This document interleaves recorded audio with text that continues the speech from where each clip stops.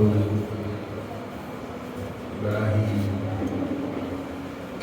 पवित्र पुरुषोत्तम मास अंतर्गत भगवान के धाम रुक्मणी विठलनाथ जी के श्री चरण पावन सानिध्य में हम आश्रय लिए हैं। श्री पंढरपुर धाम भारत के जितने भी पवित्र तीर्थ हैं उस तीर्थों में से एक है। पद्म पुराण कहता है कि तत्सेन सयंत पुंडरीकावंतिका। ये जो पंढरपुर धाम है इसको शास्त्र में कहा गया है कि पुंडरीक वन भी है। तो पुंडरीक वन क्यों कहा गया? तो ये धाम का जो आकार है, पुंडरी अर्थात मराठी मतलब इसका हिंदी करके तो कमल होता है, तो ये धाम का जो आकार है वो कमल के समान है, कमल का वन है। अतः इसको पद्म पुराण में व्यास जी ने इसको कहा है कि पुंडरीकावंतिका, मतलब इसका एक नाम पुंडरीक वन भी है। और भगवान का दिव्य धाम तो है ही। भगवान इस धरा धाम पर अपने गोलोक से नीचे उतरते हैं तब अपने पार्षदों को भी साथ में लाते हैं, लेकिन पार्षदों को साथ में लाने के साथ साथ उसी गौर भूमि जो है उनका ही एक टुकड़ा मानो इस भूमि पर अवतरित करते हैं, जिसको धाम कहा जाता है। मतलब ये भगवान के जितने भी धाम है, जो लोग वृंदावन कहिए, अयोध्या इत्यादि जो भी पवित्र तीर्थ स्थान धाम है, वो भगवान के द्वारा ही इस भूमि पर अपनी लीला अंतर्गत प्रकट किए हुए स्थान है। अब धाम है तो धामी भी हो गए। जैसे श्रीधाम वृंदावन के अंदर धामी है रसराज भगवान अखिल ब्रह्मा नायक श्री कृष्ण चंद्र। आप अयोध्या चले जाओ, अयोध्या धाम की धामी कहा गया है भगवान रामचंद्र को। उसी तरह हम पंढरपुर धाम में है तो इस धाम के धामी है हमारे विठलनाथ जी। और देखो, जितना हम अर्च विग्रह की सेवा, पूजा, स्मरण इत्यादि करते हैं, उतना ही हम साधक भक्त का यदि भक्ति में प्रगति करना चाहते हैं तो इन लीला स्थलियों को स्मरण इत्यादि करते हुए हम कह रहे हैं कि धाम, जैसे अर्च विग्रह की सेवा करते हैं तो धाम की सेवा किस तरह की जाए। तो इस धामों को अपने साधना में स्मरण बना के रखना, यही इस धाम की सेवा है, जिसके कारण हम बम्बई इत्यादि कहीं भी शहर में क्यों न रहे, लेकिन ये भगवान के तीर्थ स्थान जो है जहाँ भगवान लीला किए हैं, इस लीला को यदि हमारे चित्त में अगर लेकर चलेंगे, स्मरण में बना कर रखेंगे, तो जहाँ मन का वास है वहीं पर शरीर का वास माना जाएगा। तो मतलब हम जिस स्थान में रहते हैं वहाँ पर भी इस चंद्रभागा की पवित्र लहरों को देखते हुए यहाँ पर जो भी दर्शन करेंगे उस दर्शन को जैसे एक फोटोग्राफर अपने कैमरे में कैद कर लेता है, उसी तरह भगवान ने भी हमें जो ये कैमरा दिया है, जो लेंस हमारे पास है, चक्षु, उनसे इस धामों को कैद कर लेना है और इसकी छाप हृदय के अंदर लगा कर रखनी है। जिससे क्या होगा, हम कहीं भी रहें लेकिन स्मरण उस धाम का हम देखा है तो कर सकते हैं। तो जिस तरह अर्च विग्रह की सेवा पद्धति हम करते हैं, उसी तरह धाम को भी अपने स्मरण में लाकर कहीं भी रहो इस धाम की सेवा भी हम कर सकते हैं। हमारे तुकाराम जी ने गाया है इस पंढरपुर के विषय में कि धन्य धन्य है नगर भूवैकुंठ पंढरपुर, धन्य धन्य चंद्रभागा मध्य पुंडलीक उभा। तुकाराम जी के अभंग का ये पद है जिसमें कहते धन्य धन्य ये नगरी, ये पंढरपुर जो है धन्य है। क्यों धन्य है? क्योंकि इसको भूवैकुंठ कहा गया है। बोलिए भूवैकुंठ पंढरपुर धाम की। और साथ साथ धन्य धन्य चंद्रभागा, चंद्रभागा भी धन्य है। क्यों ये सब धन्य है? क्योंकि सबके मध्य में विठलनाथ जी खड़े हैं, इसीलिए ये सब धन्य है। और हमारे शास्त्रों के अंदर पद्म पुराण में भगवान शिव और नारद जी के संवाद में भगवान शिव के वाक्य है कि ये पंढरपुर क्षेत्र जो है ये भौतिक नहीं है परंतु आध्यात्मिक जगत की एक राजधानी भी है। क्योंकि भगवान यहाँ पर आकर गए नहीं है। विठलनाथ जी जब पहुंचे यहाँ पर द्वारकाधीश, लेकिन विठलनाथ तो बाद में बड़े ईंट पर खड़े हुए। द्वारकाधीश यहाँ पर पहुंचे, बाद में पुंडलिक के उस वचन को सुनकर बाध्य कर दिया एक भक्त ने अपने वचन के द्वारा, भगवान को यहाँ से जाने नहीं। इसीलिए कहते हैं शिव जी की ये पंढरपुर जो है आध्यात्मिक जगत की एक राजधानी भी माना गया है। और भगवान शिव, ब्रह्मा जी, शंकरादि ऋषि मुनि इत्यादि इस धाम के अंदर अदृश्य रूप से भगवान विठल की जो ये मंदिर है उस विठलनाथ जी के हाथ यदि आप खोलो तो 10 फुट की जो बाउंड्री है सभी देवी देवता उस मंदिर के भीतर वास करते हैं। क्यों वास करते हैं? क्योंकि भगवान की सेवा के लिए। जैसे भगवान धाम पे प्रकट होते हैं तो पार्षद साथ में ही होते हैं। भगवत सेवा इत्यादि से ब्रह्मर्षि सब ऋषि मुनि या देवगण भी इस भूमि में वास करते हैं।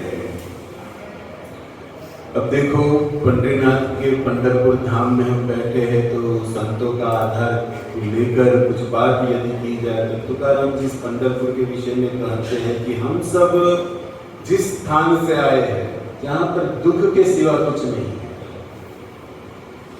लगने में लगता है कि हम सुखी है लेकिन मन के जो दुख है मानसिक इत्यादि अमुक अमुक दुख हेवा हुए कोई नहीं कहवाए नहीं कहवाए मन में होता है दुख इत्यादि। बाहर से जीव सुखी लगता है लेकिन भीतर जो काम, क्रोध, लोभ, मोह और सबसे खतरनाक ईर्ष्या जो है जो व्यक्ति को दिन रात जलाती रहती है, जिसके कारण बाहरी भीतर आकृति उसको प्रसन्नता दे रही है लेकिन मन के अंदर ये सब भोगों का विकार जो है जो मन को सुखी नहीं रहने देता।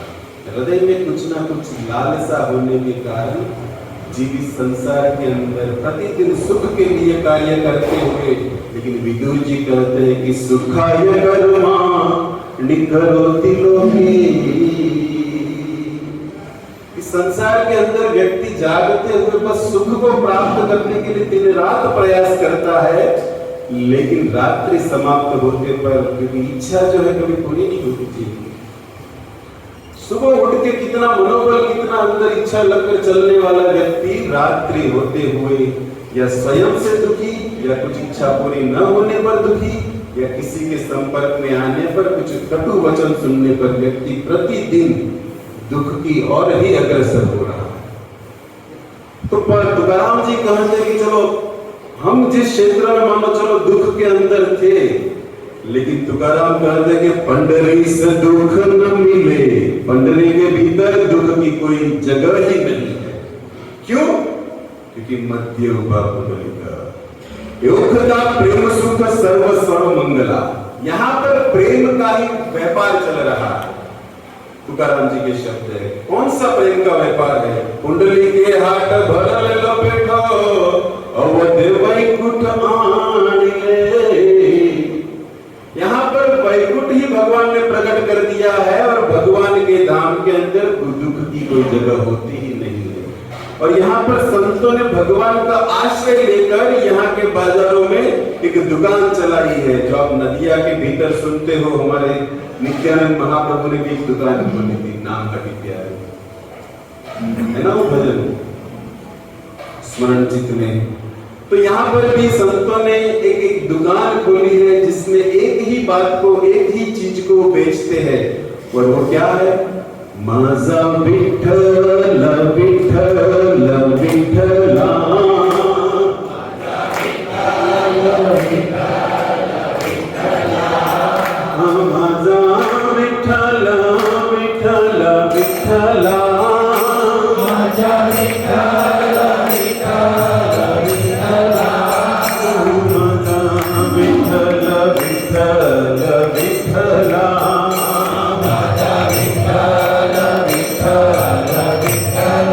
इस तरह यहाँ पर नामनिष्ठ भक्त जो हुए हैं, उन्होंने प्रतिदिन अपने जीवन में इस नाम को गाते हुए यहाँ से आश्रित लोगों को ये दिया है इस अपने दुकान के द्वारा। कल आपको परम पूज्य घनसुंदर को सुना रहे थे कि पंढरपुर धाम को नाद ब्रह्म भी कहा गया है। जैसे तिरुपति का आपको उदाहरण दिए जिसको कांचन ब्रह्म कहा गया है, और जगन्नाथपुरी क्षेत्र इत्यादि को अन्न ब्रह्म, जहाँ पर प्रसाद की महिमा है। तिरुपति को कंचन ब्रह्म कहना मतलब आज विश्व का सबसे प्रसिद्ध धनी मंदिर तिरुपति नाम है, जिसमें कंचन सोने का जो है। उसी तरह इस पंढरपुर धाम को नाद ब्रह्म क्यों कहा गया? क्योंकि नाद अर्थात ध्वनि, स्वर, और यहाँ पर यही स्वर चलता है, यही नाद चलता है, विठ्ठल विठ्ठल विठ्ठल। यही नाद यहाँ पर चलने के कारण, इस नाद का यहाँ पर व्यापार होने के कारण संतों ने शास्त्रों के अंदर इसको, इस क्षेत्र को नाद ब्रह्म कह के कहा। तो हमारा पावन सौभाग्य है कि जितना भी हमारे पास समय इत्यादि है, हम इस विठ्ठल नाम की ओर अग्रसर होते हुए अपने जीवन में बस उस विठ्ठल को ही अपनाए। तो यहाँ पर कुछ कथा प्रवेश चालू करें, उससे पहले संतों के चरित्र के भाव को समझना पड़ेगा। पंडरीनाथ के जो भक्त हैं उनका भाव क्या है? तो यहाँ के जो प्रमुख भक्त जो भी हुए उन सबका एक ही भाव है, और वो क्या भाव है? जैसे एक विवाहित महिला का भाव होता है कि कोई तो है मेरे पियर में, मैं बोले अभी ससुराल में हूं लेकिन कोई तो है। जहां पर पियर व्याख्या जरूर नहीं, लेकिन समझिए कि शास्त्र गया पछी पोताना पितृपक्ष इत्यादि में। तो यहाँ के संतों ने विठलनाथ जी को अपना माँ बाप माना है। बहन का आप सुने ना कि चंद्रभागा को अपनी बहन माना है। अब ये चंद्रभागा जो है वो विठलनाथ भक्तों की बहन है, और विठलनाथ और रुक्मणी के माँ बाप है, मतलब संतों का परिवार ही ये रुक्मणी विठलनाथ पंढरपुर धाम ही उनका परिवार है। और उनका परिवार होने के कारण उनका भाव है कि माझे माहेर पंढरी, माझे माहेर पंढरी, माझे माहेर पंढरी, माझे माहेर पंढरी। संतो कह रहे हैं कि मेरा माहेर अर्थात मैयर मा मनडो लागतो નથી। કેમ નથી લાગતું? કારણ કે તમને કોઈ ગમી ગયું છે, પ્રિય ન લાગે, પણ એ પ્રિયાના ઘરે ગયા પછી મૈયર યાદ આવે તો માહેર અર્થાત પોતાના માયર, જેને આપણે કહેવાય। तो मराठी में पितृपक्ष इत्यादि घर को माहेर कहा गया है, और उसी भाव को लेकर संत लोग कहते कि मेरा माहेर है ये, जिस माहिर के अंदर मुझे सुख मिलता है, आनंद। दुनिया वाले सताते हैं, लेकिन अपने बाप के घर जाने पर, अपनी बहन के पास रहने पर, माँ रुक्मणी के आश्रित होने पर, जगत की किताब की वहां से निकलकर शांति मिलती है। तो ये शांति मिलने वाला ये धाम है माझा माहेर पंढरी। ये यहाँ के संतों का भाव है। और ये आया कहाँ पर है? आहे भीमरथ्या तीरी। ये भीमरथ्या जो नदी कल आप सुने भीम पर्वत से निकली, ये चंद्रभागा का नाम है भीमरथ्या। ये भीमरथ्या के किनारे मेरा मायरू न्यास है, मेरा मैयर वहां पर स्थित है, और हमें वहां पर जाना है। इसी भाव को लेकर अब वारकरी संप्रदाय कल में उस शब्द को आपको दिया था वारकरी संप्रदाय हमारे ये जो मराठी टोपी भक्त है जो चलते हैं अपने अपने अलग अलग क्षेत्रों से पंढरपुर आने के लिए, तो वारकरी का ये जो वारी मतलब चलना, करी मतलब परिक्रमा, अपने घर से निकलकर परिक्रमा चलते हुए इस धाम तक पहुंचे, उसको वारी कर यात्रा कहा गया। तो उन भक्तों का भाव यही होता है। आपने कभी देखा हो दृश्य, हजारों की संख्या में लोग एक ही कार्य करते। તમે ઓલો આપણે મુંબઈની ટ્રેનમાં મરાઠી લોકો કીર્તન કરે તમે જાંજે જોયા હશે, આપણી ભાષામાં આપણે જેલા મોટા કરતાલ વાગે પણ એના કરતાલ હોય આમ ગોળની અંદર ખાડો, તમે જોયું હોય તો મરાઠી ઇન્સ્ટ્રુમેન્ટ જે આવે વગાડવા એને મૃદંગ તમે જોયા હોય, बस उस कीर्तन को, ध्वनि को, इंस्ट्रूमेंट बजाते हुए एक ही नाम विठल जी का गाते हुए परिक्रमा देते हैं वारकरी संप्रदाय। और यहाँ पर पहुंचते उस आषाढ़ी एकादशी के दिन, और उसका दृश्य क्या होता है, उस साथ में चलने वाली जितनी माता लोग हैं उनके सर पर वृंदा देवी विराजमान होती है। अपने सर पर वृंदा देवी को रखकर भक्त लोग, पुरुष लोग, प्रभु जी लोग कीर्तन गाते हुए बड़े ही प्रेम ध्वनि के साथ इस पंढरपुर धाम आते हैं। ये वारकरी संप्रदाय का भाव है। क्यों आते हैं यहाँ पर ये लोग इतना परिक्रमा देने के लिए? क्योंकि उनका एक ही भाव है जो ये यहाँ के संतों का भाव है।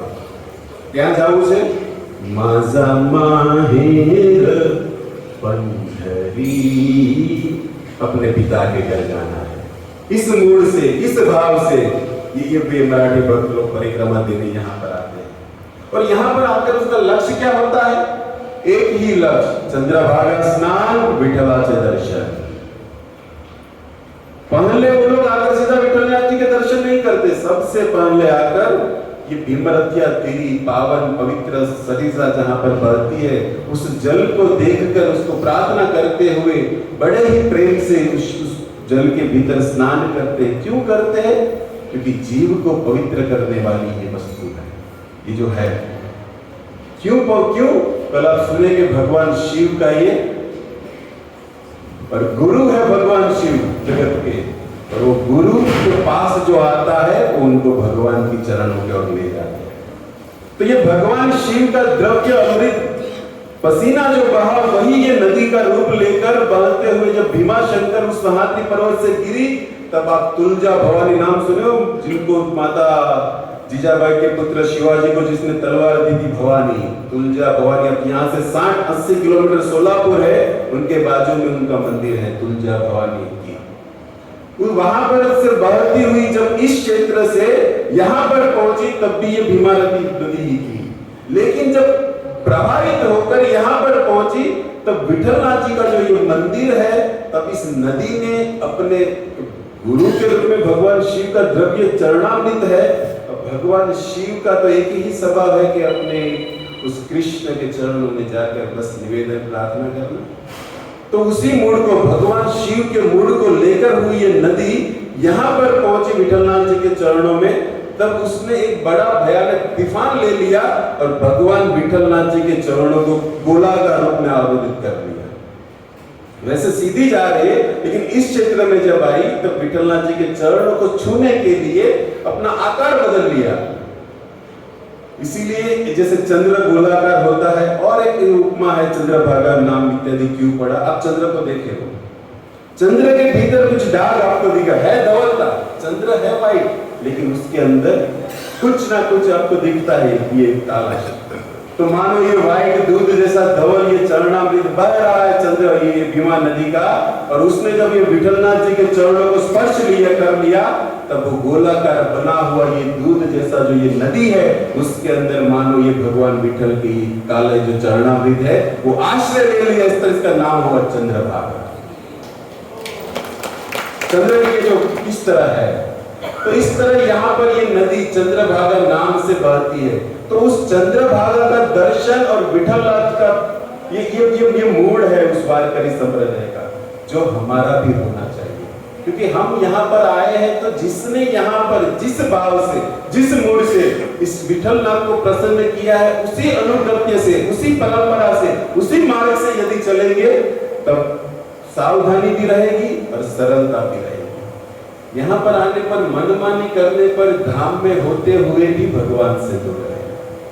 अतः हमें चाहिए कि हमारे नरोत्तम दास ठाकुर कहे कि तांदिर चरण से भक्त सन्निवास जन्म जन्म हरि यही अभिलाष।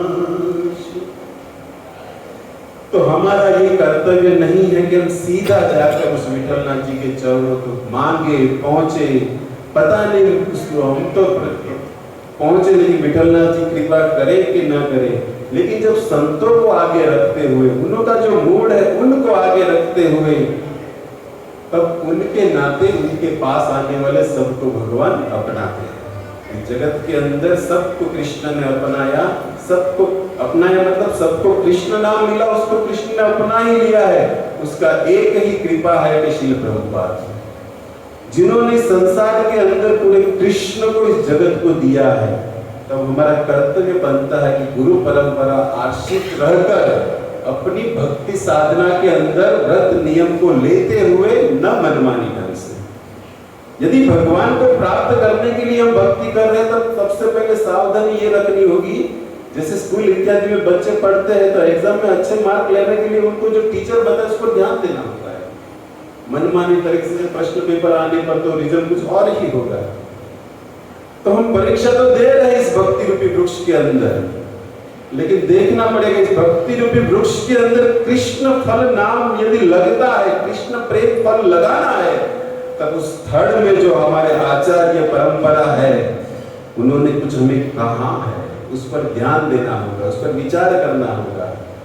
तब हमारी भक्ति के अंदर, इस वृक्ष के अंदर जो हमारा प्रेम का ये लक्ष्य है, वो फल बीज हमारी योग्यता होने पर भी लग सकता है। क्योंकि महाप्रभु यदि महाप्रभु की बात को सुना जाए, स्मरण करा जाए, तो अयोग्यता विचार कुछ नहीं पाए। यदि हम अपने विचार पर ही बैठे रहेंगे कि मैं ऐसे करूंगा, तब करूंगा, ये करूंगा, उसके बाद नाम जप करूंगा, कांदा लहसुन छोड़ने के बाद करूंगा, तब तो छूट गया भाई और माला भी रह गई। जैसे भी जिस स्थान में हो, जो भी शरीर के अंदर हमारी जो कुटेव है वो मानो चलो छोड़ना है, लेकिन नहीं छूट रही है, लेकिन सबसे पहले उसमें हरिनाम को अपना लेना है। कि हरिनाम क्या कार्य करेगी? दूध के भीतर जैसे आप शक्कर को घोलते हो, उसी तरह आपके हृदय के अंदर ये इतनी पवित्रता मधुरता से भर देगा ये कृष्ण नाम कि आप देखो चाहोगे भी नहीं हो, ये जो कुटेव है सब निकल जाए। लेकिन उसके लिए प्रयास तो करना होगा ना। वो माला की भी बड़ी व्याख्या है, आप सुबह जप नाम किए ना, लेकिन उस तरह से क्यों, एक ये क्या माला है, वो मोती क्या है, उसके भीतर चलने वाला धागा क्या है, उस माला के ऊपर 108 का ये जो माला है उसके ऊपर एक बड़ा मोती, और उस मोती के बीच में से निकला हुआ एक फूंका, ये माला क्या होती है आपके सामने। लेकिन वो क्या है, भक्त भक्त भगवंत गुरु, ये चार का ही उसमें वर्णन है। यदि देखा जाए, लेंगे उसको भी समय अनुसार। तो हम पंढरपुर नाथ धाम में है, तो संप्रदाय वाले का भाव है कि यहाँ पर आकर सबसे पहले हम पवित्र नहीं है और हमारी योग्यता भी नहीं है, तो बहन का आश्रय लेते हैं कि देखो तुम हमारी बहन हो, हमसे तो गलती होती है। कल तुमने प्रभु जी कहता था कि बहन नो आश्रय, बहन ने भाव पड़ो भाई गम्मे हो गए, पर तो ठेस वागे तो खम्मा हमारा नो भूले, भाइयों भूली जाए मोटा दिन भाभी आवे એટલે અને ભાભીને યાદ રાખવું જોઈએ ઈ કોઈના બેન જ છે, તમારી ભાભી તમને ભૂલી જાય કેમ થાય? शिक्षा ग्रस्त लाइफ में बहुत लेवी पड़શે, ત્યારે તો મધુરાથી મધુર ફળ આપણે જે વાત કરીએ છીએ એ સંબંધોમાં પેટ્યા છે, અને એ સંબંધને શીખવવા વાળું સંતોએ શીખવાયું છે। तो यहाँ के संतों ने चंद्रभागा को अपना बहन माना है, तो उस बहन के भीतर स्नान करते हुए एक ही भाव का रखते कि विठलनाथ जी के पास जा रहे हैं तो तुम्हें साथ तुम तुम्हारा आगल रहવું પડશે, કારણ કે અમારામાં તો કેટલા અપરાધ છે, તમે કઈ माँ बाप ने कहो कि आ तो पवित्र भी करती है, और साथ साथ पवित्र होने के बाद उस विठलनाथ जी के चरण को स्पर्श करने का अवसर मिलता है। ये वारकरी संप्रदाय का भाव है। तो मैं बात ये कह रहा था कि हम भी यहाँ पर आए तो हमारा भी यही मूड होना चाहिए। कल हमने स्नान किया, अब कथा प्रसाद के द्वारा उस विठलनाथ जी के स्मृति स्मरण में चल रहे हैं, और कल हम करेंगे उस पावन विठलनाथ जी के चरण कमल का दर्शन, जो यहाँ का मुख्य लक्ष्य है, हमारा भाव है। तो यहाँ पर प्रेम का इस तरह बाजार होता है, तो तो इसी तरह इस पंढरपुर धाम में दुख की कोई आवश्यकता नहीं है, दुख है ही नहीं। तो ऐसे परम ब्रह्म परतापक भगवान श्री विठ्ठल रुक्मणी के आश्रित हम है, हमारी कोई योग्यता नहीं है। ये विठ्ठल रुक्मणी की करुणा है कि हम यहाँ पर बैठे। हमारी योग्यता पर विचार करने पर न जाने ये नहीं मिलता, लेकिन ये दया के सागर रुक्मणी विठ्ठल इतने हैं जिनके कारण उनकी सभा में, उनके द्वार में, उनके घर में हम हमारे बिना प्रयास बस भक्तों के संग में आकर यहाँ पर कृष्ण कथा, हरिनाम का जप, मंगला आरती दर्शन, कृष्ण प्रसाद और सबसे बड़ा यहाँ का जो विठ्ठल रुक्मणी का जो ये दर्शन है और संतों के चरित्र को सुनकर हम हमारे चरित्र की ओर कुछ सुधार कर सके, ये अवसर श्री प्रभुपाद जी की परंपरा में आपके यहाँ इस भक्तों ने दिया है। तो मैं खूब हृदय से ऋणी हूँ धन सुंदर प्रभु और परम प्रकाश प्रभु। वो सब इस कथा को जानते हैं, सुने हैं, लेकिन एक ही मूड है, जैसे भाई का मूड होता है कि मेरा भाई भी कुछ करना सीखे, उसी तरह हमको बिठा दिए कि तुम भी कुछ बोलना सीखो। उसी भाव से गुरुतुल्य प्रणाम करते हुए दोनों बंधुओं को भी धन्यवाद करके कुछ विठलनाथ जी के भक्तों के चरित्र को कहने सुनने का अवसर दिया है। तो देखिए यहाँ पर ये विठलनाथ जी आए, ये विठलनाथ जी यहाँ पर आए उसका एक ही कारण है, और ये सब दर्शन हम कर रहे हैं और न जाने कितने जन्मों से लोग इस युगों से इस विठलनाथ जी के दर्शन कर रहे हैं, न जाने कब तक करेंगे। इसके पीछे एक ही भक्त की कृपा है और वह है भक्त पुरुष। क्योंकि भगवान जब माता रुक्मणी को ढूंढते हुए द्वारकाधीश जब इस डिंडर वन में प्रवेश किए, अब क्यों भगवान निकले थे द्वारकाधीश, वो भी अंतर्गत प्रयास मति अनुसार हो जाएगा कथा प्रवेश कि क्यों द्वारकाधीश यहाँ पर आकर खड़े रह गए। लेकिन यहाँ पर आकर खड़े रहने बाद में गए नहीं, हम सबको ये दर्शन सुविधा मिल रही, उसके पीछे पुंडलिक का भाव था कि हे भगवंता तुम्ही जस्सा आहे यहाँ इत्थेच उभा रहा। क्या बोले विठलनाथ को? तुम्ही जस्सा आहे यहाँ इत्थेच उभा रहा। मानो भगवान पुंडलिक को पूछे कि क्या करूं यहाँ पर खड़ा रहकर, तुमने तो कह दिया कि यहाँ पर खड़े रहो, तो कुछ मैं तो आया हूं कुछ और मूड में। प्रिया को रुक्मणी रूठ कर चली गई है, उस रुक्मणी को मनाने के लिए प्रभु आए हैं। तो देखो हम सब, हमारे भारत के कितने राष्ट्र हैं, कुछ 26 27 इत्यादि, लेकिन जिस स्थान पर हम बैठे हैं भारत के और सब राष्ट्र है, ये है महाराष्ट्र। हम महाराष्ट्र में बैठे हैं। हरे कृष्णा हरे कृष्णा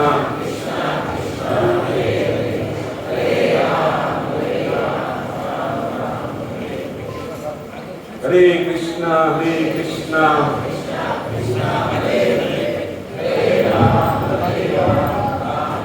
प्रभु जी लोग कहू છે કે બધા થોડા આગળ વ્યા, થોડા નહીં સરખાઈને આગળ આવી જાઓ, કારણ કે યાત્રામાં પ્રસાદનો મહિમા સમજવાવાળા ભક્તો વધારે હોય એટલે પ્રસાદનો ટાઈમ થતો જાય છે, એમાં આવતા જાય છે મહાપુરુષો, એટલે સરખાઈને આગળ આવી જાઓ।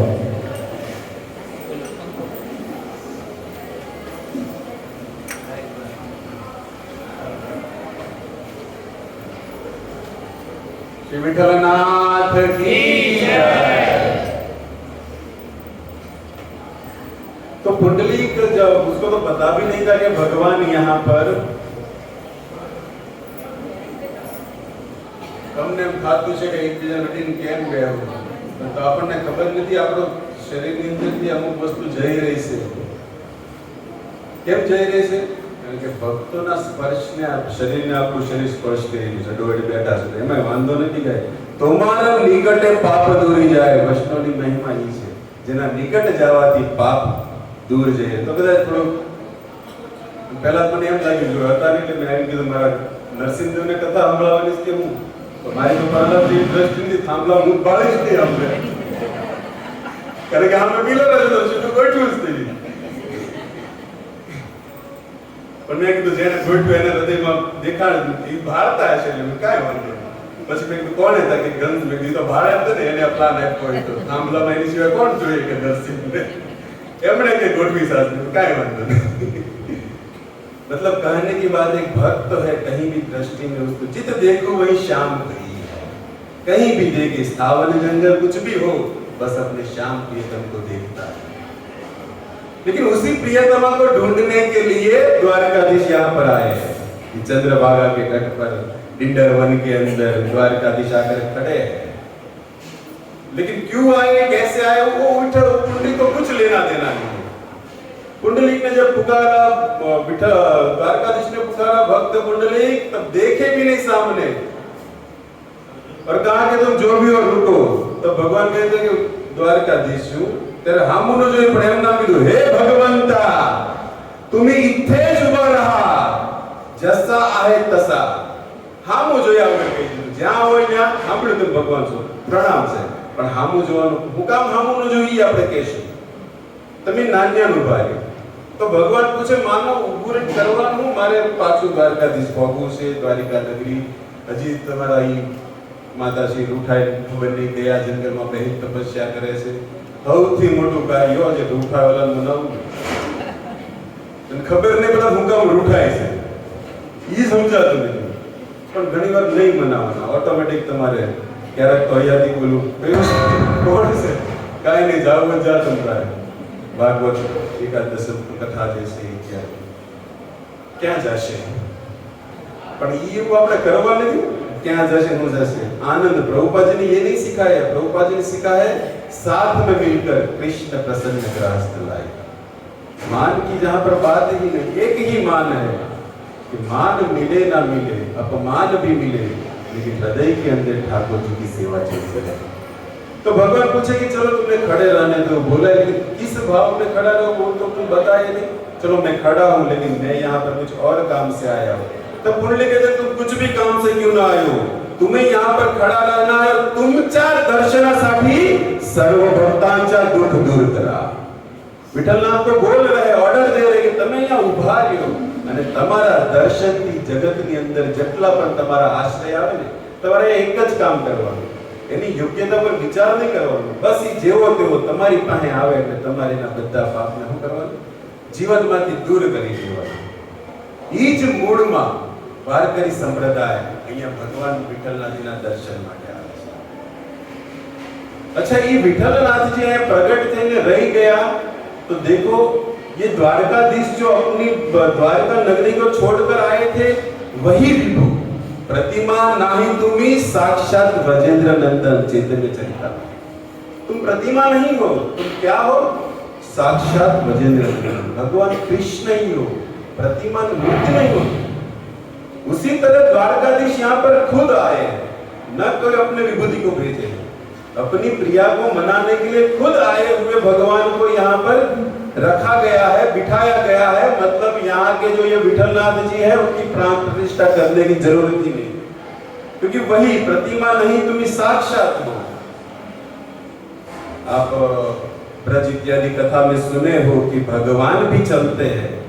साक्षी गोपाल साक्षी भरने के लिए चलकर आए हैं हमारे उसी वृंदावन से निकलकर.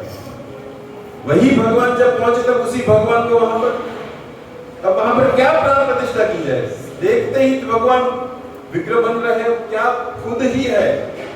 तो उसी तरह द्वारकाधीश यहाँ पर पहुंचे अर्थात इस मंदिर के अंदर जो विठलनाथ जी है उनकी प्राण प्रतिष्ठा की जरूरत ही नहीं, क्योंकि वो खुद भगवान स्वयं वही विभु बनकर बैठे हैं. तो इस तरह यहाँ पर रुक्मणी मैया रूठ कर आ गई थी. क्यों रूठ कर आ गई? देखो संतों का भाव है कि माजा माहिर पंडरी, और ये वास्तव में क्यों ये माहिर. तो रुक्मणी जी का भी तो ये माहिर है ना महाराष्ट्र. आई थी तो ये शिशुपाल इत्यादि ने बताया था कुंडीपुर में कोल्हापुर माता रुक्मणी નું મંદિર છે. थोड़ा આપણે कोल्हापुर क्षेत्र में जाएंगे उस कोल्हापुर के अंदर माता रुक्मणी का मंदिर है, जहां से शिशुपाल इत्यादि जिनके बीच में से भगवान रुक्मणी जी को लेकर चले गए थे. तो मैं आपको ये बात कर रहा था क्यों ये महाराष्ट्र हुआ, क्योंकि महासौभाग्यवती माता रुक्मणी लक्ष्मी अवतार, भारत के बाकी सब राष्ट्र रह गए, ये महाराष्ट्र बन गया. जिस महाराष्ट्र के अंदर भक्ति उत्तम, आप सुने उस भक्ति माध्यम के अंदर के श्लोकों, तो यहां से माता रुक्मणी को जब वहां पर परिहास भगवान कर रहे द्वारकाधीश अपनी प्रिया प्रियतम के साथ, और उसमें मुख्य है राधा को याद करते हुए, तब तुम्हारी भगवान वैसे भी राधा को कैसे भूलेंगे? सोते हुए भी रुक्मणी चामर इत्यादि दे रहे, लेकिन उनके रोम रोम श्वास श्वास से, मुख से निद्रा में भी द्वारकाधीश को एक ही नाम निकलता है, राधा राधा राधा। उस राधा के कुछ परिहास करते हुए लीला संतर्क रुक्मणी मैया को रूठ गई, અને રૂઠેલી તમારી સીધા ક્યાં જાય? પિયર આવ્યો, કોલ્હાપુર નો ગયા, આ બધું મહારાષ્ટ્ર ક્ષેત્રમાં જ આવે, કોલ્હાપુર ઇત્યાદि, સીધા પપ્પાને ઘરે નો ગયા, ડિંડરમાં ઉભા રહી ગયા, મહારાષ્ટ્ર ક્ષેત્રમાં આવ્યા પણ નો ગયા। तो भगवान ढूंढते हुए यहाँ पर आए, क्यों आए? क्योंकि भगवान की भी प्रियतमा है रुक्मणी मैया। असी रुक्मणी बावरी झालीस, विठुरायासी नवरी झालीस, असी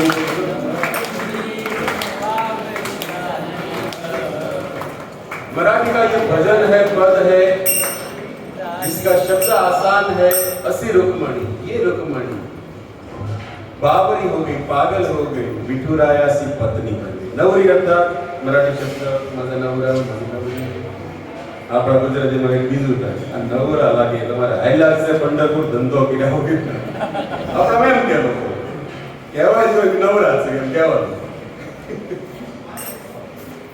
तो कह रहे हैं क्यों क्यों उनको पिया? क्योंकि भगवान यहाँ से लेकर आए थे, उनको भगवान प्रेम भी करते, लीला परिषद ये सब अलग विषय है, लेकिन है तो उनकी ही पत्नी। असी रुक्मणी बावरी झालीस, विठुरायासी नवरी झाली ग। असी रुक्मणी बावरी झाली ग, विठुरायासी नवरी झाली ग।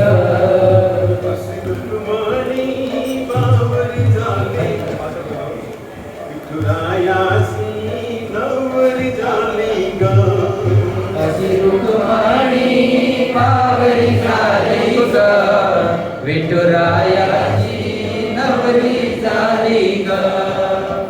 चंदाला मिठाली चांदनी, विठूला मिठाली रुक्मणी, चंदाला मिठाली चांदनी, विठूला मिठाली रुक्मणी, धरणी माता ही प्रकट झाली ग, विठुरायाची नवरी झाली ग।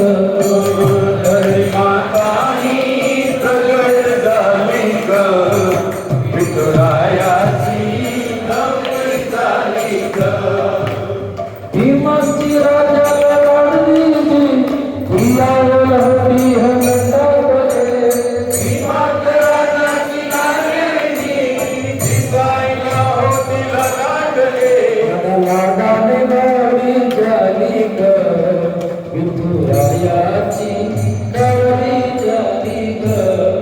लाडाने कावरी झाली ग, विठुरायाची नवरी झाली ग।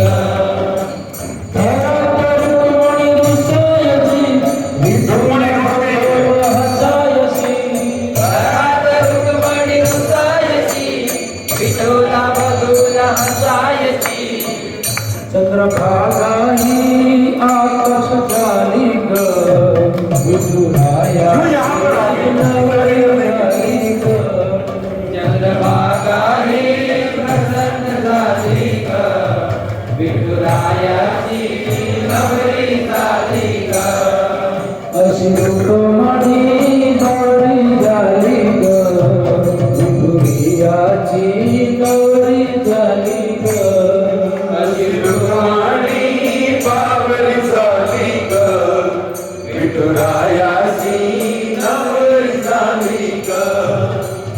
चंद्रभागाले आलयपूर, कुंडलियांच्या पायावर, चंद्रभागा आलयपूर, पुंडलिकाच्या पायरीवर, दिवा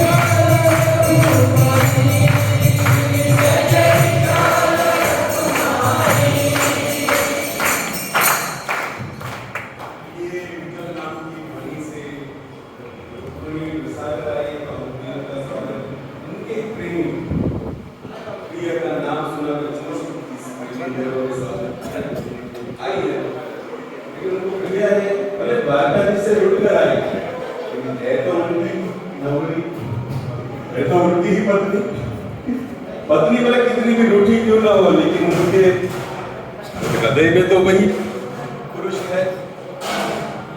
तो भले तो अपने प्रिया द्वारकाधीश को छोड़कर इस स्थान पर आई, लेकिन उनके हृदय का जो भाव है, उन भाव को गाकर हमने रुक्मणी जी को यहाँ पर बिठाया, स्वागत किया। भले वो रूठ कर आई, लेकिन हम अभी उनके घर पर है महाराष्ट्र में। तो यही बेन क्योंकि माता ने स्वागत तो था उन्हें पियरनी अंदर, तो उसी विठल नाम की ध्वनि से माता रुक्मणी का एक भाव ले लीजिए। बीच में हरि नाम हमने क्यों किया उसको यदि आप समझ रहे हो तो विठल शब्द की व्याख्या यदि की जाए तो संतों ने विठल शब्द की व्याख्या करते हुए कहा है कि वी करोति ब्रह्मा। वी शब्द विधाता भी ले सकते हो, तो ब्रह्मा जी की उपमा देते हैं वी शब्द को। और कहते हैं ठ करोति नीलकंठ, प्रलय इत्यादि करने वाले भगवान भोलेनाथ। ठ करोति नीलकंठ, और एल बीच में लास्ट में ठ को नीचे लेकर निकल इसको एल बोला जाता है विठल। तो वी करोति विधाता ब्रह्मा जी, ठ करोति नीलकंठ भगवान भोलेनाथ, और ल करोति लक्ष्मीकांत भगवान विष्णु। ब्रह्मा विष्णु महेश का भी इस नाम के अंदर विठलनाथ ही। इस तरह नाम का भी परिच्छेद संतों ने, महाराष्ट्र के भक्तों ने किया है विठलनाथ जी का। तो इस पंढरपुर धाम के अंदर माता रुक्मणी रूठ कर आई है और यहाँ पर आकर तपस्या कर रही है। जिनको ढूंढते हुए यहाँ पर द्वारकाधीश आकर खड़े हैं, और द्वारकाधीश यहाँ पर आकर खड़े हैं, तब उस भाव को लेकर हमारे शंकराचार्य ने, कल मैंने आपको कहा था कि आप मंदिर के दक्षिण बाजू में देखोगे तो वहां पर पांडुरंग अष्टकम लिखा है, जो 8 श्लोकों में विठलनाथ जी की स्तुति है, जिसका पहला है कि महायोग पीठे भीमरथ्य तीरे। इस भीमरथ महायोग पीठ, इसको महायोग पीठ क्यों कहा गया है इस धाम को? अब देखो, योग अर्थात मिलन, और महा अर्थात भक्त और भगवान का जहां मिलन होता है। और महाशब्द को यदि देखा जाए तो जहां पर अनेक भक्तों ने, भक्त अनेक है लेकिन भगवान एक है। एक भगवान के साथ अनेक भक्तों का जहां मिलन हुआ है, उस भीमरथ्या के तीरी ये महायोग पीठ है। भक्ति की भी ये शक्ति पीठ है। योग पीठ शब्द कहां है? मायापुर, जहाँ पर नीम के नीचे हमारे चैतन्य प्रकट हुए हैं। तो भगवान अपने धाम को छोड़कर इस डिंडर वन में भगवान आकर खड़े हैं। तो जब देखो उस महायोग पीठ, पीठ मतलब मिलना, योग मतलब मिलना, पीठ मतलब आधार। तो भगवान अपने धाम को छोड़कर जिस भूमि को स्पर्श करते हैं उसको भी योग पीठ कहते हैं। तो भगवान चैतन्य उस धरा पर अवतरित हुए, उस भूमि को स्पर्श किए, इसीलिए वहां पर धाम महत्व नवदीप में लिखा है कि इसीलिए उसको महायोग पीठ बोला गया। तो उसी तरह द्वारका भगवान का निज धाम है। उस निज धाम को छोड़कर भगवान इस डिंडर वन में आकर खड़े हैं, मतलब भगवान अपने चरण कमल इस भूमि को दे रहे, इसीलिए इसको महायोग पीठ भी कहते हैं। तो भगवान इस तरह इस डिंडर वन में आकर अपने श्री पावन चरणों से, जो भगवान के चरण गैया के पीछे ब्रजभूमि वृंदावन के अंदर अंकित हुए हैं, वही चरण के द्वारका के फरी थोड़ा जाए। वैसे है कि न पाद गच्छ, तुम ब्रज के बाहर नहीं जाते, लेकिन विभु वही है, शरीर भी वही है, तो पैर भी तो वही होंगे ना। उसी पैर को लेकर भगवान इस भूमि पर आकर खड़े हैं और आकर भगवान दृश्य देख रहे हैं कि पुंडलिक के वहां खड़े हैं। अब ये पुंडलिक के यहाँ क्यों खड़े रहे, भगवान के सामने पुंडलिक क्यों नहीं देखे, उसके पीछे का रहस्य सुनने के लिए पहले आइए कल आप जहां पर पुंडलिक के उस स्मरण चित्त के अंदर जो बोला था ना मंदिर, जहां पर अपना कैमरा रखना है, वच्चे तुम्हारी दुदिनो हलवाई गयो છે જે કહે એવું પન્યાથી પાછા બાર આવી તો ચંદ્રભાગા के किनारे महायोग पीठ विमर्थ्य, उस स्थान पर जहां पर पुंडलिक का मंदिर है, जिसके कारण इत्थे विठलराज खड़ा है। तो पुंडलिक जी अपने चरित्र में लिखा गया है, संतों ने कहा है कि अपने जीवन में इतने बड़े भक्त पहले नहीं थे, एक तरह से नास्तिक ही बोला जाता है, उनका ऐसा उनका स्वभाव चरित्र था। ऐसा कोई काम नहीं था जगत में, न कार्य जो नहीं करते थे, लेकिन उस पर भी भगवान कृपा कर यहाँ पर प्रकट हो गए और उनके कहने पर यहाँ पर रुक गए। तब कहते हैं कि गांव में, जिस गांव में पुंडरीक जी, देखो पुंडरीक विठलनाथ जी के शब्द है और पुंडलीक उनके भक्त के लिए है। और आप ये पांडुरंग शब्द सुनते हो ना बारंबार, पांडुरंग पांडुरंग, तो पांडुरंग की व्याख्या है पांडु अर्थात पीला, रंग मतलब पांडुरंग, इनको पीला के सिवा कहां कुछ भाता है, क्यों? क्योंकि राधा रानी का कलर, जो भी व्याख्या इत्यादि से चलते जाओ। तो ये भगवान यहाँ पर पांडुरंग और उसका एक नाम है पुंडलीक, और उनके भक्त पुंडलीक भक्त का नाम है, उनका खुद का पुंडलीक। तो उस पुंडलीक को प्रसन्न करने के लिए पुंडरीक यहाँ पर आए हैं, जिसको शंकराचार्य जी कह रहे हैं कि परम ब्रह्म लिंगम भजे पांडुरंगा। मैं उस भगवान पांडुरंग विठल का भजन करता हूँ जो महायोग पीठ पर पुंडलिक को प्रसन्न देने के लिए यहाँ पर आए हैं। तो उस गांव के अंदर जहां पर ये पुंडलिक जी रहते थे, उसके गांव से एक बार काशी के लिए यात्रा निकली। तो उस काशी यात्रा में उनके माता पिता जो पुंडलिक के थे, उन्होंने कहा कि यदि बेटा तुम आज्ञा दो तो हम भी हमारे जीवन के अंदर धाम यात्रा करना चाहते हैं। देखो यहाँ पर शब्द है कि आज्ञा मांग रहे हैं। बेटे का चरित्र इस शब्द में हो जाता है। माता पिता ने आज्ञा माननी पड़ती है पुत्र पाहे, लेकिन तो कह रहे टिकट कपा मर जावा से। कितना डरते होंगे वो माता पिता अपने बच्चे से।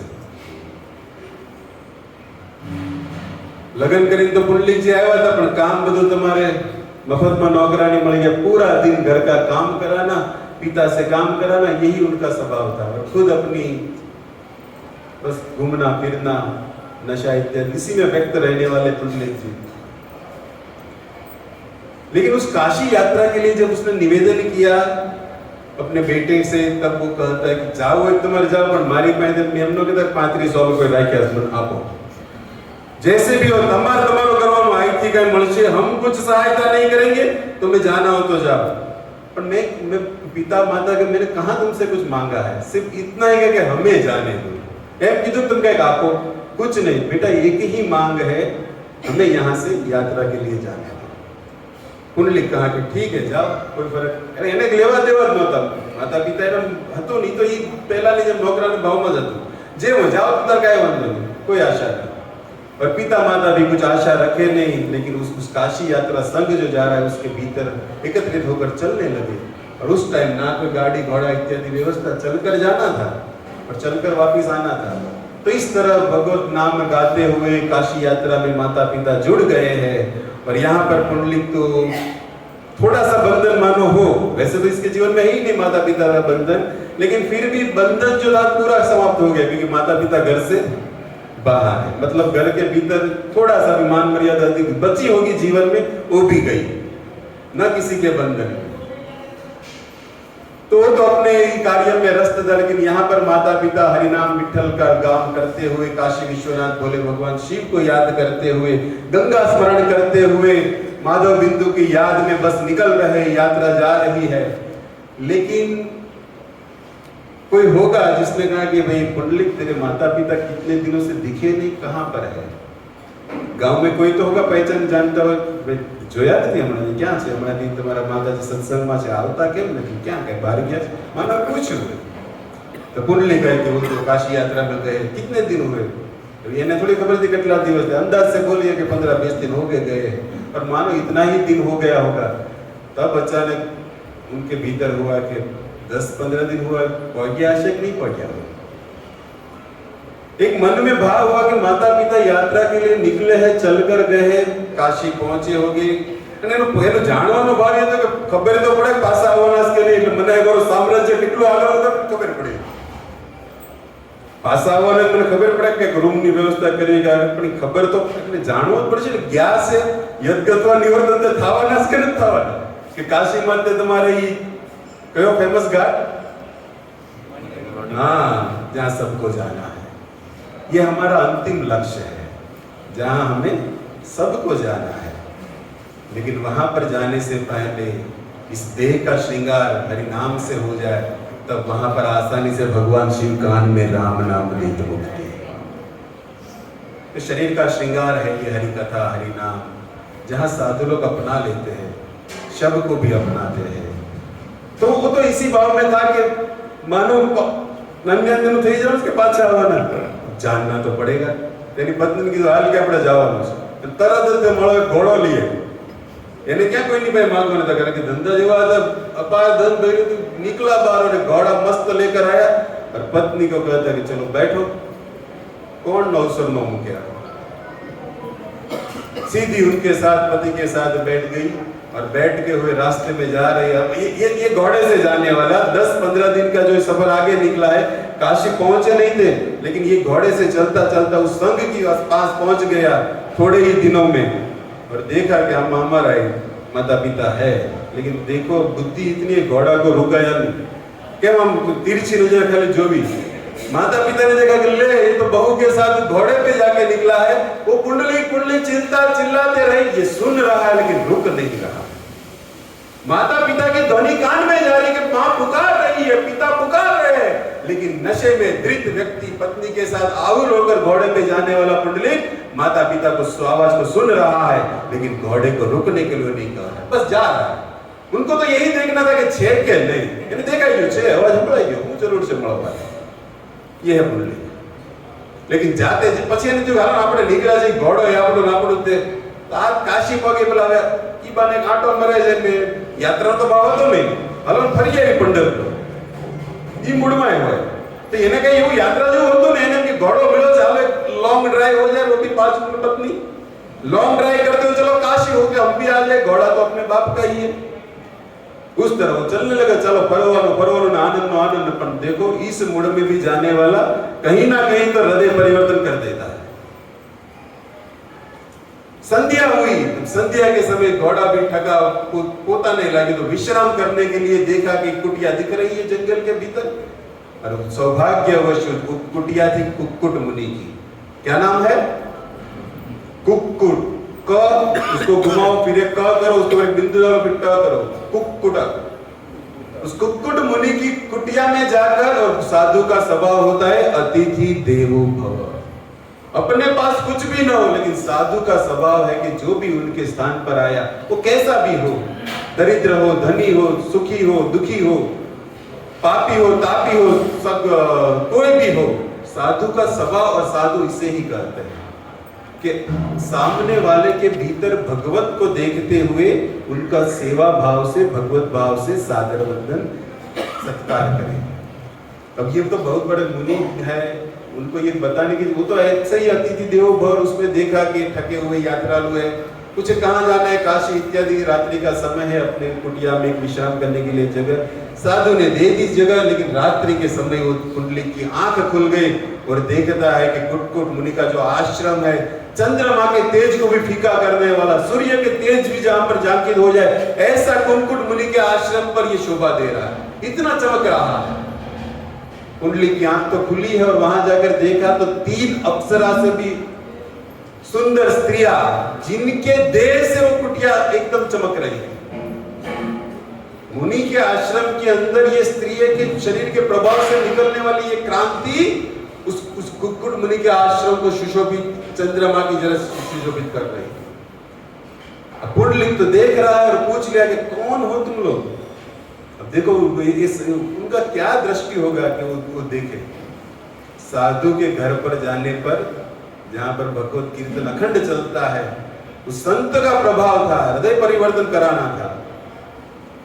पुंडलिक को दिख गया। अब ये स्त्रियां कोई वास्तव ये जगत की नहीं है, गंगा यमुना सरस्वती तीनों नदियां देवी का स्वरूप लेकर उस स्थान पर है कुक्कुट मुनि के आश्रम।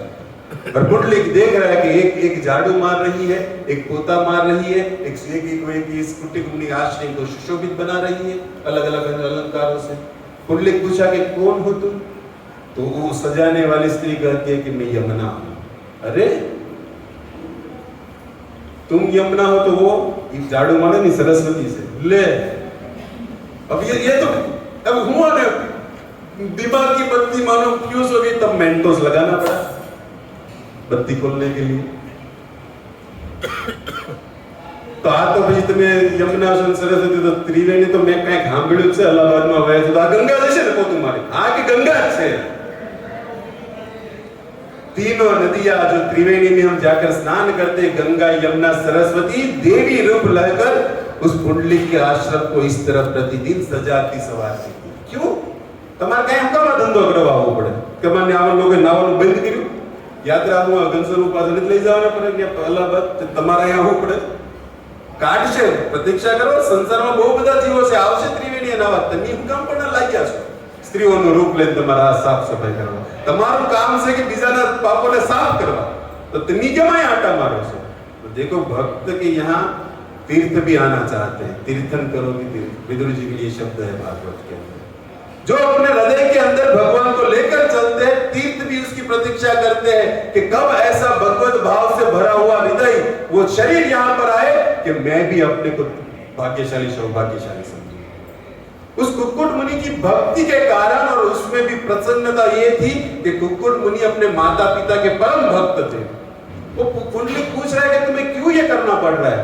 तब पुंडलिक जी के सामने वो ये तीनों नदियां जो स्त्री स्वरूप में है, वो कुक्कुट मुनि की कहानी सुनाते कि इसके कारण, उनकी जो पितृ मातृ भक्ति है उनके कारण हम प्रसन्न होकर यहाँ पर ये करते हैं। अब इसको लगा कि माता पिता की भक्ति करने पर देविया गंगा यमुना अपने घर को संवारते हैं, तो मैं तो मेरे जीवन में पता नहीं अब तक जो गया सो गया, उस थोड़ा सा संवाद, भूमि का स्पर्श, साधु की कुटिया, कुंडली का हृदय मानो परिवर्तन हो गया। उसी क्षण उसी समय घोड़ा के ऊपर बैठा और मारी रिटर्न, पत्नी के मन में पूरा થઈ ગયું, ટિકિટ કપાઈ, તું આવી ગયો, મારે હાલી ગયો, હાલી તારે ફાવે તોડી નાય, નકર તારે કાંઈક તો માહેર છે ને, ન્યા જા, માહેર હતા તારે દર્શન पे तो बेवजह क्यों? किसी का सुन नहीं रहा है सुनने का। क्यों? क्योंकि कथा सुन ली कि माता पिता की भक्ति से यदि देविया गंगा यमुना सरस्वती का साक्षात दर्शन हो सकता है, तो अब जीवन में कुछ नहीं करना है। गया सो गया, जाग्या तारथी सवार। अब जीवन जो गया सो गया, घोड़ो सीधो लाईनी संग में उभो राख्यो અને માતા પિતાને કે આવો, પ્રણામ કર્યા, વંદન કર્યા, બે માતા પિતાને પોતે વાંકો વળી ગયો અને મારી પીઠ ઉપર પગ મૂકીને બેહો ઘોડા ઉપર. જે ઊભો નતો રહ્યો પેલા पुंडलिक शब्द સાંભળે. दोनों माता पिता को उस पुंडलिक ने उस घोड़े पर बिठाया और खुद वो घोड़ा चलते हुए काशी तक लेकर गया. પોતે ઉતરી ગયો. કેમ આપણે ઓલું તમે બધા બેઠા છો ફૂલે કો નીકળે આગળ પકડીને બેઠા પકડી પડે ઘોડો તમારે લગી ફૂલે કે મૂસો જો રાજો હેઠો અમાર થયું તો લીમડા તમારે ગામમાં થયું છે ત્યાં ખરો હજી તો કહી દેવી બધું મનમાં કઈ ન રહે કાઢીને જાજો ચંદ્રભાગા ચોખા કરશે બધા કાઢજો પાપને કહેવાનો ભાવ ઈ છે. મન મૂકીને તમારે નાચવું હોય તો મન માધવને દેવું પડશે કારણ કે માધવ મારો મનથી જ સાંભળે છે. तो पुंडलिक खुद चलते हुए काशी के अंदर सभी जो बहनों माँ बिंदु माधव इत्यादि का दर्शन करते हुए वापिस आया और इस लोखंड भी नाम है इस पंढरपुर क्षेत्र का. यहाँ पे आकर रुक गया और यहाँ पर एक कुटिया बनाकर उस माता पिता बस जीवन के अंदर अब कुछ नहीं करना है. प्राण मान लिया कि अब जीवन जाए तो जाए जितना भी श्वास बाकी है श्वास पर माता पिता की सेवा लिखनी. प्रतिदिन उस माता पिता की सेवा करना ये सब मतलब ऐसा हो रहा था उनके जीवन में. और उसी समय इस महायोग पीठे तीर इस भीमा नदी के तट के ऊपर वहां पर द्वारिका में वो प्रसंग बनना कि माता रुक्मणी बावरी जाली यहाँ पर आकर रुठी हुई है रुसली है और वहां पर ये द्वारकाधीश आकर मना रहे हैं. तो आपने कोई गजाना गम में गया कुछ भी तरह का फोटो तुम के जो लो बेचार दिन में क्या बेन देखा था. तो मानो द्वारकाधीश डिंडरवन में आकर डिंडरवन नाम भी संक्षेप में आप तो बता दूं इस क्षेत्र में एक डिंडर करके एक राक्षस हो गया था जिसको भगवान ने एक अवतार लिया मल्लिकार्जुन. भगवान का एक नाम क्या है तुमने नगर याद है मल्लिका सब भक्तों ने कदाच न खबर है आम केम दांत काढ्या है मल्लिका शब्द नो पण मल्लिका शब्द साधारण નથી હો. ક્યાં આવ્યો છે ભાગવત શરદો ફૂલ્લો મલ્લિકા શરદ રાત્રિ આગમન ફૂલનું નામ છે મલ્લિક માલતી ઇત્યાદિ. ભાગવતમાં છે ને શબ્દ ભગવાને વેણુ વગાડી ત્યારે શરદો તત્રા રાત્રિ. તો મલ્લિકા અર્જુન ની અવતાર લઈને ભગવાનની ડિંડર રાક્ષસનો વધ કર્યો. तो डिंडर राक्षसे मरता मरता भगवान पासे मांगी लीधु कि भले तुम्हारी मुक्ति तुम्हारे हाथे थी थई सौभाग्य से बने पण भगवान तुम्हारी पासे एक प्रार्थना से आ दासनी के शू आ जे वंश छे ने मारा नाम थी रहवा दीजो. तो भगवान तो दयाना सागर से काई वांधो नहीं भले आवता लोग फेरवशे पंढरपुर હું જ્યારે પાછો આવી દ્વારકા ઇત્યાદિ અત્યારે તો ત્યાં લગી તારું ડિંડર હાંકવી આપણે એમ આપણે ડિંડર ભગવાન હાંકે છે. એનો સ્વભાવ છે ગમે એવો હોય આનું હાલવું જોઈએ બસ ક્યારેક તો આવશે ને. तो द्वारकाधीश ढूंढते ढूंढते इस डिंडरवन में आए हैं जहां पर उस राक्षस का वध करने के कारण एक नाम डिंडरवन भी रह गया क्योंकि उसकी मांग थी और भगवान मांगने वाले को कभी मना नहीं करते. दे दिया राक्षस को चलो भाई तेरा नाम. लेकिन आज भगवान इस महायोग पर आकर मानो पूछ रहे हैं कि आओ फोटो से वर्णन आ बिंदे का जोएला कौन सा बेन છે અમારે કહેવાય નહીં હુકમ ઉઠાણા કેવું કેમ કે આની ધારે હલવાણા પણ આ છે અમારે.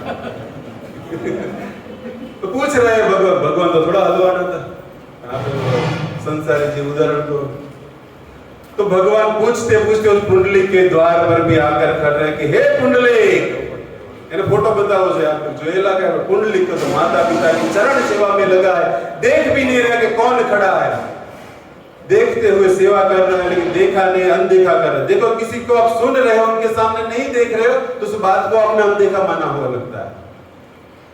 तभी आप उस सुनने वाले के साथ आपकी दृष्टि है तब उस बात को आप समझ रहे हो. यहाँ पर भगवान पूछ रहे हैं पुंडलिक के कि हे पुंडलिक लेकिन भगवान की बात को ध्वनि को सुन रहा है पुंडलिक लेकिन देख नहीं रहा मतलब सुनते हुए इस बात को अनदेखा कर रहा है. कोई भी तुम मेरे पास फुर्सत नहीं है मैं अभी मातृशक्ति मातृदेव भव અને ગાયું છે ને આપણે ધન ઉપકાર માતા પિતા કે ગુજરાતી ભાવ વાસ્તવમાં દેહની અંદર આપણે ધામમાં બેઠા છે કે માતા પિતાના આશીર્વાદ છે કે બેઠા છે क्योंकि उन्हीं के द्वारा तो शरीर मिला है.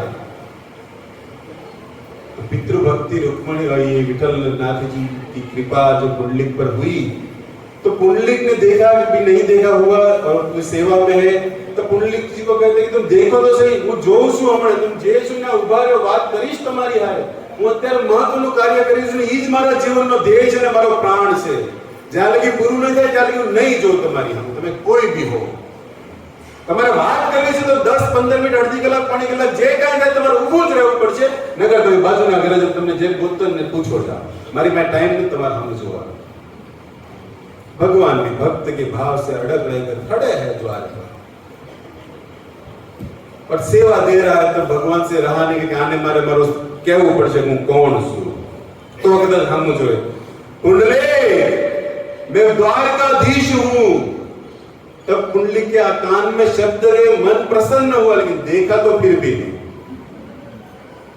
कहते हे भगवान तुम द्वारकाधीश हो, अच्छा है कि तुम यहां पर आए हो, ये लो इस पर खड़े रहो, ईंटनो टुकड़ो घा कर दीधो, हामू जोયું नहीं, देखना तो है ही नहीं, भगवान के माणो से हो नाम तो कोई જોતો નથી, ઈંટનો ટુકડો આપી દીધો, હવે ઈંટને પછી હું કામ પ્રગટ થઈ જેમ કુંડલી માતા પિતા જે ઈંટડું હારે લઈને બેઠો છે, વિચાર તો ગમે તે થાય જ નહીં, ईंट ही क्यों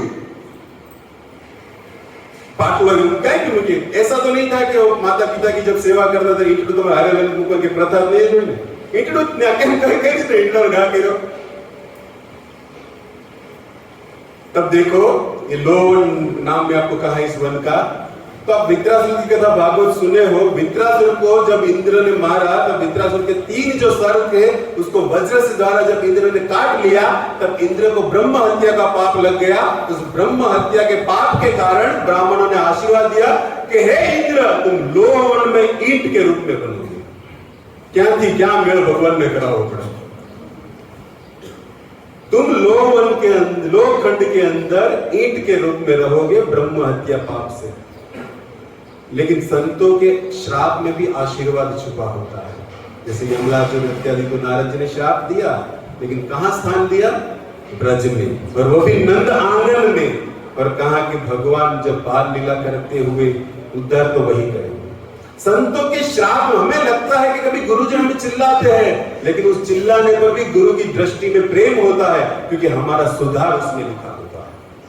तो यहाँ पर उस ब्राह्मणों ने कहा कि तुम्हें ब्रह्म हत्या का पाप लगा, तुम लोहखंड के अंदर ईंट के रूप में बनोगे। अब इंद्र प्रतीक्षा कर रहे थे, એવું નતું કે ઈંટના રૂપમાં ઈ કાર્ય પૂરું કરો તો ગમે ત્યારે, पर कब वहां से निकलूंगा? द्वारकाधीश जब वहां पर आकर तुम्हारे ऊपर उनके चरण स्थापित होंगे, तुम वहां पर खड़े बनोगे ईंट और द्वारकाधीश स्वयं वहां पर खड़े रहेंगे, तब द्वारकाधीश के चरण प्रभाव से आपका ये ब्रह्म हत्या का पाप दूर होगा। भगवान चरण महिमा अलग विषय हो जाएगा, लेकिन भगवान के चरण अब माता पिता की जो ये और इंद्र प्रतीक्षा करता था, એવું નતું કે પીટલું પડ્યું હતું, પણ આજ ઇન્દ્રએ મેળ જોયો કે મારી આ મુક્તિનું કારણ મળી ગયું છે। આ દ્વારકાધીશના દ્વારે ઊભા છે ને જવાનું નથી, કારણ કે સરનામું ગોતી રહ્યા છે એનો પત્તો નથી, એટલે નીકળશે ને આ પુંડલિક સેવામાં છે, હું ને હળવામાં એટલું લઈને બસ બેસી ગયો, કાંઈક તો આનું થાય, કારણ કે લાભ ગોતો ન મળ્યા આપણે કે આ પાછા અદ્રશ્ય થઈ ગયા, ફરી મોકો ગોતશું, પણ આ એટલું બનવા તો કદાચ મેળ આવી ગયો તો उस भाव से इंद्र वहां पर ईंट बनकर बैठे, और यहाँ पर कुंडली के कान में शब्द है कि मैं द्वारिकाधीश हूँ कुंडली, और मन प्रसन्न हो गया कि प्रभु द्वार पर आए, लेकिन प्रभु मन ही मन करे क्षमा करना, देख नहीं पाऊंगा आपकी ओर, क्योंकि मेरा धर्म है कि माता पिता को सेवा देना बस, लेकिन आपके लिए एक स्थान है कि आप इस पर खड़े रहो। इस तरह वो ईंट वहां पर प्रकट हुई, कहने के ईंट हुक्म हुआ।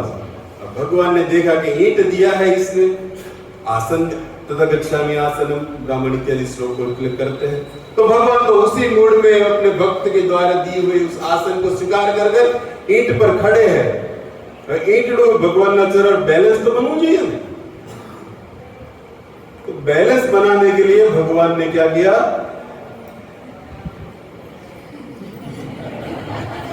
आया जो है बैलेंस तो बनाना होगा ना, आमने ऊपर ईंट पर पड़वानी बीक लागे, मानो द्वारकाधीश भी तो इस तरह देह है जिसे हमारे लोकनाथ स्वामी ने गाया है, आस्वादन करेंगे।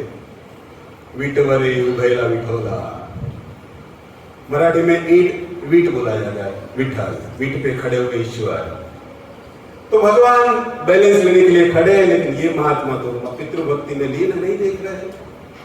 पर देखो इस भाव को भी संतों ने लिखा है कि भगवान क्यों इस तरह खड़े हैं। बीजों को पोज न लेके तो द्वारकाधीश पोज ले तो कितना बड़ा एक्सपर्ट है उनका आज पोज लीजो।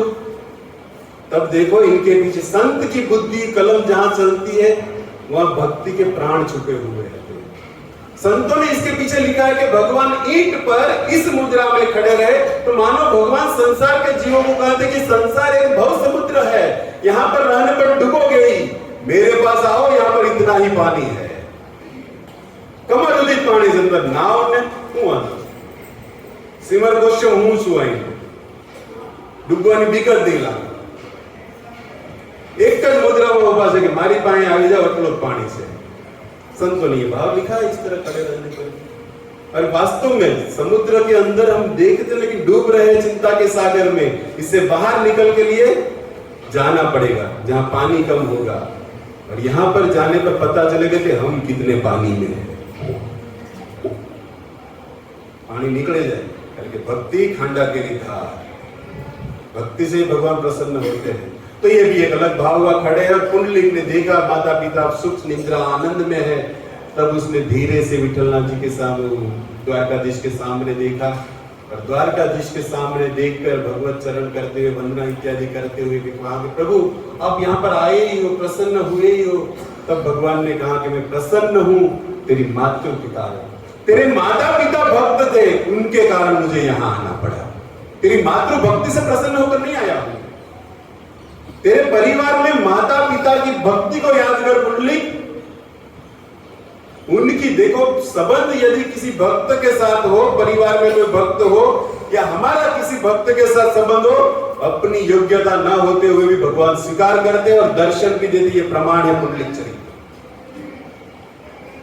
पवित्र नहीं हो हुआ कि नहीं भगवान ने नहीं दे, लेकिन माता पिता भगवान द्वारकाधीश कृष्ण के प्रेमी भक्त थे, उनके चल के उनके बेटे पर कृपा करने के लिए, और साथ साथ अभी पितृ भक्ति भी मिल गई है।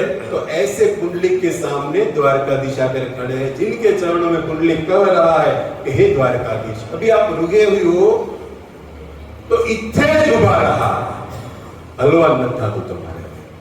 આ જ સ્થાન ઉપર અહીંયા તે શું કરવાનું? સર્વ ભક્તાંचा दर्शन देला आणि सर्व भक्तांचा पाप दूरी करा, मांग लिया पुंडलिक ने। और इस वचन से बद्ध होकर प्रतिमा नहीं तुम्ही साक्षात गजेंद्र नंदन, उसी मूड में आए हुए द्वारकाधीश प्रतिमा बनकर खड़े हैं। इस तरह उस पुंडलिक ने जो मंदिर कल आप देखे हो, उस पुंडलिक की कृपा है कि आज हमें उन्होंने यहाँ पर इस विठल को बांध दिया, विग्रह बनाकर ईंट पर खड़ा रख दिया, जिसका दर्शन से आज सभी जीव अपने पाप से मुक्त हो रहे हैं। उसके पीछे एक ही भक्त की कृपा है और वह है पुंडलिक जी। हम संतों के चरित्र को, महाराष्ट्र के जो ये हुए हैं उनके स्वभाव चरित्र को गा रहे हैं, सुन रहे हैं। इसके लिए हमारा एक ही ध्येय है कि जिन संतों ने ऐसे भगवान को प्रकट किया है, उस संतों के प्रति हमारा कुछ प्रेम बढ़े, उनके मार्गदर्शन पर चलते हुए हम भी भगवान जो यहाँ तक ऐसे खड़े हैं उनके समीप, उनके निकट जाकर इस संसार बंधन से मुक्त हो जाए। इसी भाव से हम भगवान के चरित्र को सुनते हुए साथ साथ भगवान के भक्तों के चरित्र को मिलाप कराते हुए, और एक बात आपको कह दूं, ये महायोग पीठ ये वो स्थान है जहां पर ईश्वर, भक्त और नदी तीनों का मिलन है। चंद्रभागाई पुंडलिक मंदिर पानी में ही है और विठलनाथ, जिस स्थान पर ईश्वर, नदी और ये भक्त का मिलन है, इसको भी पुंडलिक क्षेत्र बोला जाता है। तो इस तरह पुंडलिक जी का पावन चरित्र है, जिसने हमारे भीतर हृदय में ये विठल नाम भरा है और ये विठल जी को यहाँ पर प्रकट रखा है। तो 8:30 बजे तक मुझे बोला गया था, पावन चरित्र और भी है, शुरुआत किया है। अब सीधा धाम महिमा आप सुन लिए धाम में। अब एक बात लास्ट में आपको कह दो, हम अभी आने वाले प्रवचनों में भगवान विठल के जो भक्त हुए हैं उनके चरित्र को गाएंगे, लेकिन वो चरित्र सुनने का सबसे बड़ा प्रेम आनंद किसको मिलता है? वो विठल को मिलता है। तो अभी हमें चोखा मेला को गाना है, सखू भाई को गाना है, नामदेव को गाना है, लेकिन उस चरित्र को प्रसन्न करने वाले वाले, अपने हृदय में रखने वाले हैं विठलनाथ जी। तो इस विठलनाथ जी को आज हमने अपनी कथा में यहाँ पर स्थापित किया है, बिठाया है। अब हम यहाँ पर विठलनाथ जी के उन भक्तों के चरित्र को गाएंगे और प्रेम से विठलनाथ सुनेंगे। जय जय।